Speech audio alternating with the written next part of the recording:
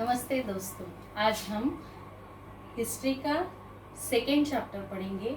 नाम है यूरोपीय उपनिवेशवाद। अभी इस चैप्टर में हम पढ़ेंगे कि उपनिवेशवाद का अर्थ क्या है, उसकी प्रकृति क्या है, उसकी उपनिवेशवाद के उदय के कारण क्या है, उपनिवेशवाद के उदय होने के परिणाम क्या हुए, और उसके बाद अमेरिका में, ऑस्ट्रेलिया, न्यूजीलैंड, एशिया और अफ्रीका आदि देशों में उपनिवेशवाद के उदय कैसे हुआ और उसके परिणाम क्या हुए, ये दूसरे चैप्टर में पढ़ेंगे। देखो अभी कि सबसे पहले हमें देखना है कि उपनिवेशवाद क्या है। क्या उपनिवेशवाद?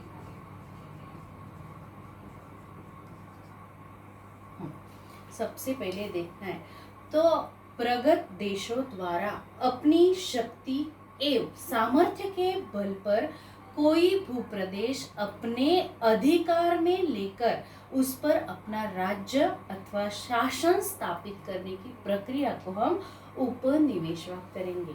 यानी जो अविकसित देश है, जो गरीब देश है, उन पर क्या करना है कि जो प्रगत देशों ने अपना शासन प्रस्थापित करना, अपनी सत्ता प्रस्थापित करना, उसको क्या कहेंगे हम? उपनिवेशवाद कहेंगे। अभी ये जो उपनिवेशवाद है, ये जो प्रकार है, इसको दूसरा नाम हम दे सकते हैं साम्राज्यवाद। यानी दूसरे देशों में जाकर अपने साम्राज्य की स्थापना करना, यानी साम्राज्यवाद। इसका ही दूसरा नाम क्या है? उपनिवेशवाद। उसके बाद देखो, इंग्लैंड, फ्रांस, पुर्तगाल, स्पेन आदि देशों ने क्या किया कि अमेरिका, ऑस्ट्रेलिया और एशिया, अफ्रीका आदि महाद्वीपों में जाकर अपना कब्जा किया, वहां पर जाकर अपना साम्राज्य स्थापित किया। यानी क्या स्थापित किया? उपनिवेशवाद को स्थापित किया।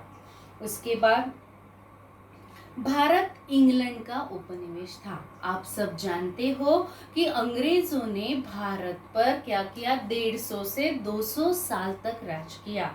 यानी भारत में जो था वो किसका उपनिवेश था? इंग्लैंड का। किसका था? इंग्लैंड का उपनिवेश था। कहाँ पर था? भारत में। हम सब जानते हैं क्यों आया था इंग्लैंड? क्योंकि भारत सभी संपत्ति से, खनिज संपत्ति से, कच्चे माल से, यानी जो कुछ भी था, भारत को सोने की चिड़िया कहा जाता था, क्योंकि भारत सारी साधन सामग्री से परिपूर्ण देश था।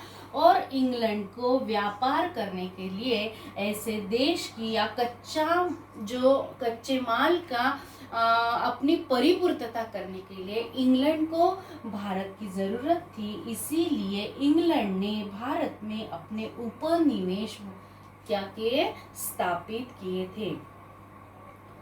अभी उपनिवेशों से कच्चा माल अपने देश में लाकर तैयार माल के लिए उपनिवेशों का बाजार के रूप में प्रयोग करना, यह उपनिवेशवाद का मुख्य विशेषता थी। ये उपनिवेशवाद जो है, इसकी मुख्य विशेषता क्या थी कि जो देश में उपनिवेश स्थापित किए हैं, वहां से कच्चा माल लाकर अपने देश में लेके जाना, और यहाँ जो देश थे, जो गरीब थे या जिस पर उनका साम्राज्य था, वहां पर उपनिवेश स्थापित करना, यह विशेषता थी।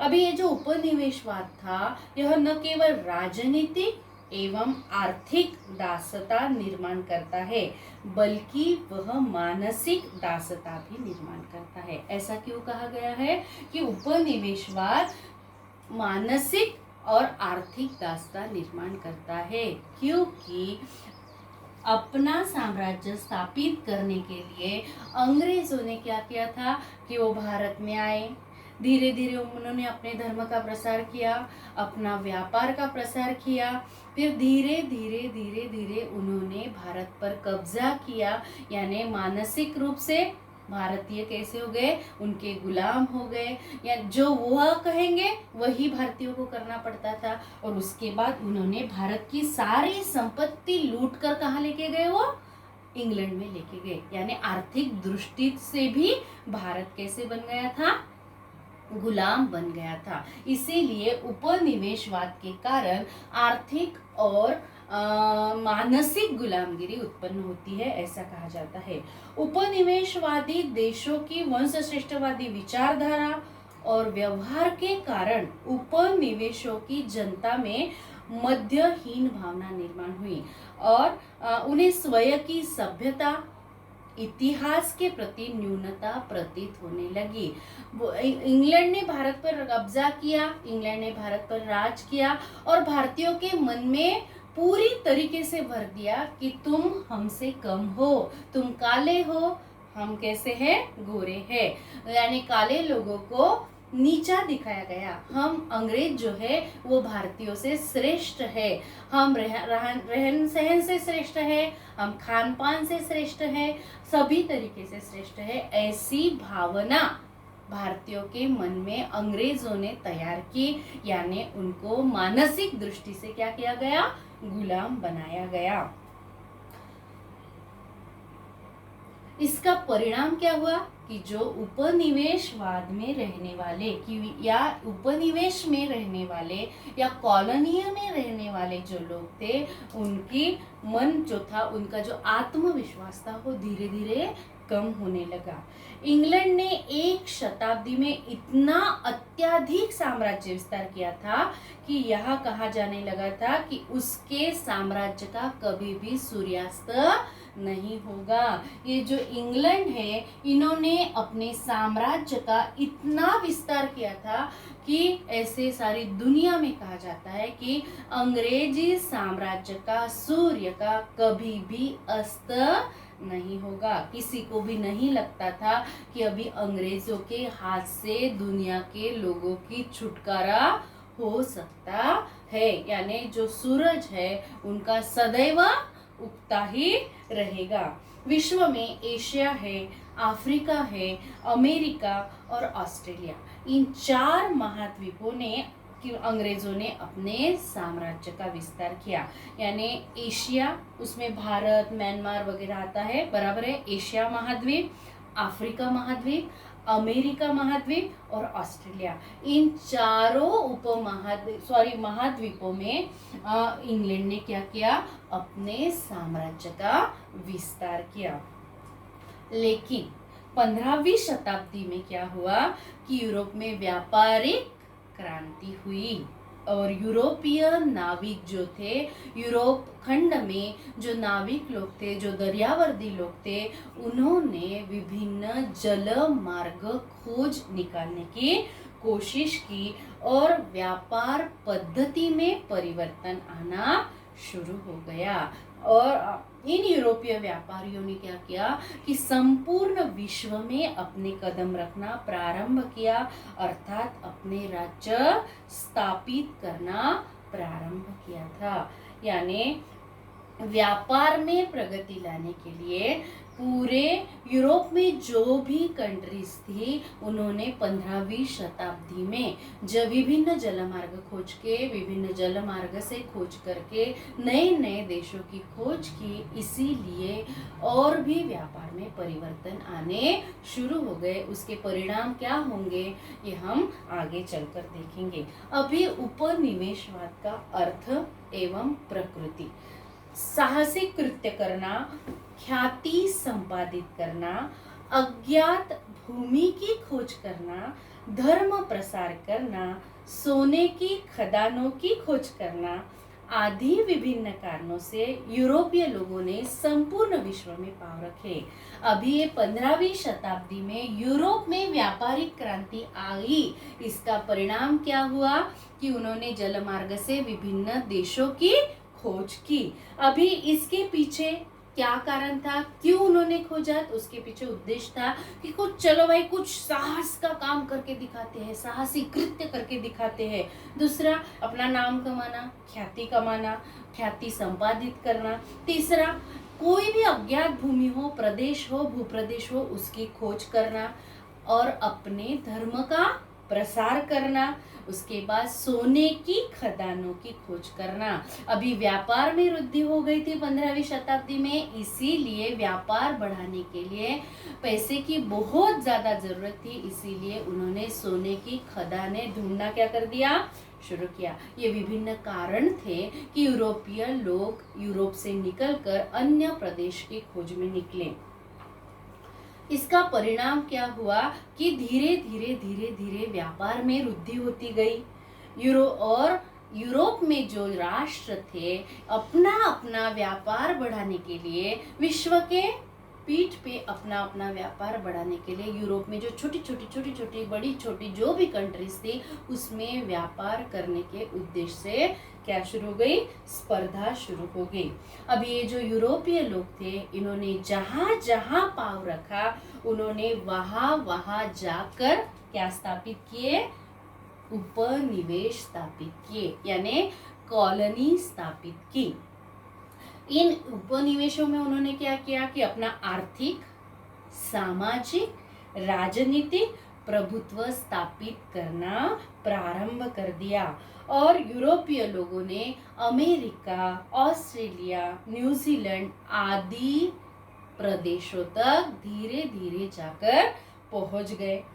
वहां की जो जलवायु थी उनके निवास के लिए भी अनुकूल थी, लेकिन एशिया महाद्वीप यानी ऑस्ट्रेलिया, न्यूजीलैंड, अमेरिका, ये यहाँ की जो जलवायु थी ये यूरोपीय कंट्रीज के लोगों के लिए अनुकूल थी, लेकिन एशिया महाद्वीप का अगर हम सोचे तो यहाँ की जलवायु के साथ यूरोपियों को समायोजन करना काफी समय तक कठिनाई प्रदान करता रहा। लेकिन फिर भी यूरोपीय पीछे नहीं हटे, उन्होंने एशिया महाद्वीप में उपनिवेश स्थापित करने के या व्यापार करने के अपने प्रयत्न जारी रखे। अभी उपनिवेश के स्थानिक जो लोग थे वो मानसिक दृष्टि से दुर्बल करने में उनको मानसिक दृष्टि से दुर्बल किया गया। उसमें अंग्रेज, डच, पुर्तगाली, फ्रांसीसी आदि लोगों ने उपनिवेश के लोगों को मानसिक आर्थिक दृष्टि से कमजोर बनाना भी शुरू कर दिया। अभी 19वीं शताब्दी में क्या हुआ कि इंग्लैंड में औद्योगिक क्रांति हुई। क्या हुआ इंग्लैंड में, औद्योगिक क्रांति।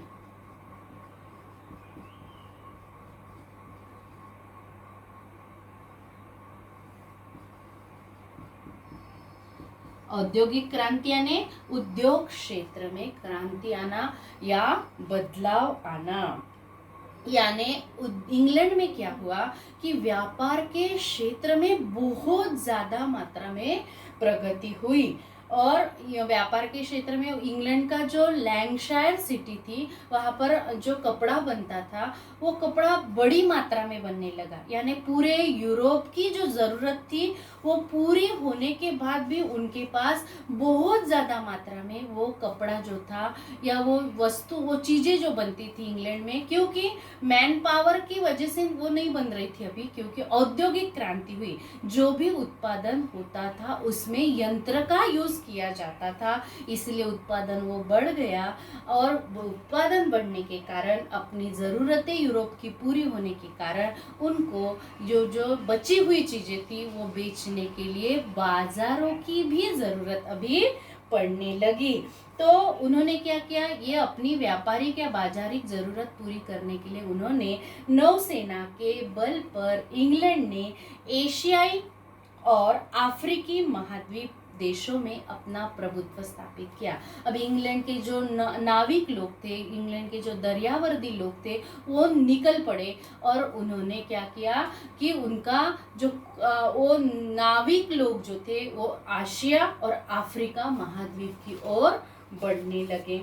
अभी यहाँ पर वो व्यापार करने लगे, यहाँ पर आए, उन्होंने अपने व्यापार के लिए शुरुआत की और व्यापार में जो भी लाभ उनको यहाँ पर प्राप्त होता था, वो अतिरिक्त लाभ जो होता था, अपना खर्चा निकाल के जो कुछ भी बचता था वो फिर से वो उपनिवेश में ही उसको क्या करते थे, उपनिवेश, और उसके द्वारा जो लाभ मिलता था उस वहाँ पर ही वो उसको पैसे को एंगेज करते थे, फिर से लाभ कमाते थे, फिर से बचा हुआ लाभ उसमें ही लगाते थे। यानी एक ऐसी चेन सी तैयार हो गई थी, श्रृंखला सी वहाँ पर तैयार हो गई थी कि भाई यहाँ पर ही व्यापार करना है, यहाँ पर ही लाभ कमाना है, यहाँ पर ही उसको एंगेज करना है, फिर लाभ कमाना है, फिर एंगेज करना है।